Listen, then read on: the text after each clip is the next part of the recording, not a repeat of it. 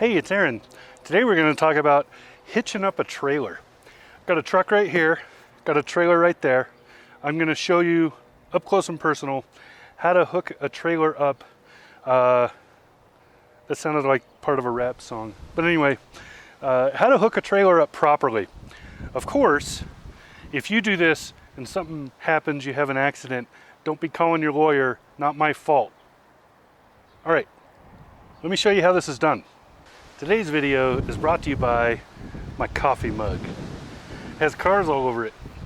My mother-in-law gave me this a couple of years ago as a Christmas present. So yeah, I use it pretty much every day. If your mother-in-law doesn't give you stuff like this, it's probably time to reconsider your marriage. Okay, so you can see that I'm backed up to the trailer. The cameras on modern trucks make it pretty easy to line your ball up. But at no time are you going to do this and be perfect every time. This one's a little bit off. You may or may not be able to see it, but it's a little too far that way. No big deal. It's pretty easy to correct for those small problems where you're maybe an inch too far one way or the other, forward, backwards, or side to side. It's pretty easy to fix that. I'll show you that in a minute. First, let's talk about this. This is the ball hitch right here, and then this is the receiver it goes in. When it goes into the receiver, you put this pin through to hold it in place, and then there's a cotter pin or maybe a lock that holds that. You always need to have something keeping this pin from sliding out because it does vibrate. That can be a cotter pin like this, it can be a lock, it could be just a zip tie if that's what you have. It doesn't bear any weight, it just keeps the pin from going out, making this whole thing come out. The other thing are naming conventions. So this is a ball hitch. This is happens to be a tri-hitch. There's 3 different balls of different sizes for different kinds of trailers. But this ball hitch is also called a bumper pull or standard pull. Basically, a ball goes into a ball receiver on the back of the vehicle. There's a similar hitch that has the same kind of ball, but it's in the bed of the truck. That's called a gooseneck. Very different thing. So anyway, once you're lined up like this, you want to set your truck brakes. You want to double check your trailer to make sure the wheels are chalked so it doesn't move when you don't want it to. You will be able to move it a little bit, which is good, but you don't want more than a couple of inches of movement. You definitely don't want the trailer to roll away. Now, this is a heavy-duty trailer, so it's a little different than a small trailer. A small trailer, you can pick it up and maneuver it and pretty easily put it in place, unless it has a load on it. This is an empty trailer, but it's a heavy trailer. So I'm going to show you how to make this adjustment pretty simply with just by manipulating the truck and the trailer as you're lowering the trailer down. So first, let's lower the trailer. Let me show you some more parts and explain what's going on. So on the trailer, you'll have a jack. This jack, it's always attached to the yoke. This jack is in the center. Sometimes they're on the side or on the other side. They all work the same. Basically, it's a screw that lifts and lowers this trailer. This one's pretty heavy duty. This is a 10,000 pound trailer. This is an equipment hauling trailer. I've been using it, if you can see in the background, to haul that Can-Am around. So left always goes down, right always goes up. That's convention.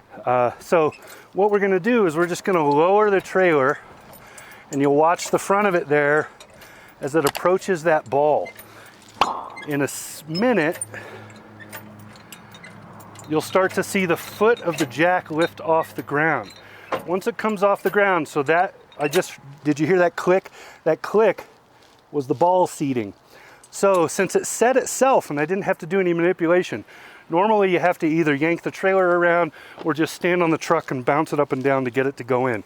Now that it's in, I'm just gonna lift the jack enough that the foot of the jack starts coming off the ground. I can tell just by how easy it is to turn that it's no longer bearing any weight, but visually I want to see it come off the ground. So I've got maybe ½ an inch of clearance down there. That's plenty for this since we're already seated. So you want to leave it like that because if something happens and it comes off, you don't want it to fall all the way to the ground. It's hard to lift this back up. You want it to just land on that jack and then you can just lift it again. So now that we're seated, so the ball is in place, you can see that. what we want to do is we want to lock it, and then I'll show you the safety chains and all the other stuff that goes with that. So with this seated, we want to take this locking pin out, lower this down like that. Now the back seat has locked in, so it's locked all the way around the ball. If you reach up in here, you can feel where this has engaged on the back, on the bottom part of the ball right here. Now you put this through, lock it on the other side, and that prevents this from coming back up and opening up. That's the first step. Second step, safety chains. So you have your chains here. This one is attached to the right side over here. You want to go underneath and click in place. Same with the other one. This is attached on this side, so I'm underneath and going in place. You want them crossed like that because if this comes off for any reason, or this comes off for any reason, it lands in that cradle instead of hitting the ground and causing the whole trailer to do this, which is bad. Second thing you do after you've done that, this trailer is equipped with trailer brakes. So this is the emergency failsafe for the trailer brakes. You want to take this and put it somewhere where it can easily be where it's connected, right? Now this is going to be fairly lengthy before it pulls those brakes, but this needs to operate when the entire trailer has come off. So if all of this fails, that's your last resort. Third or fourth, whatever we're on, the plug. This is for the lights. So most trucks will have a couple different light receivers. This happens to be with trailer brakes, so they're usually round like this. You plug that into the truck, push, and this cover will click down and hold it in place. It's kind of important. Now we have the lighting, we have the safety chains, we have the emergency brakes, and we have the ball lock all engaged. Once all of that is done, you can lift this the rest of the way up and you're finished hooking up the trailer. Once you have everything set up, you need to do light checks. You're either going to need another person to help you with most trucks. With some trucks like this GMC here, there is a system in the infotainment where you turn it on, you push a button, and then you go to the back of the trailer and you watch your lights. What you're going to want to check for, you want to make sure the daytime running lights are on, you want to make sure that your brake lights work, and you want to make sure that your turn signals and four-way emergency flashers all work. You want to check the lights on the back of the trailer as well as on the sides of the trailer if there are lights there. Once you've done that, unchock the tires, check all of those, and then you can drive off.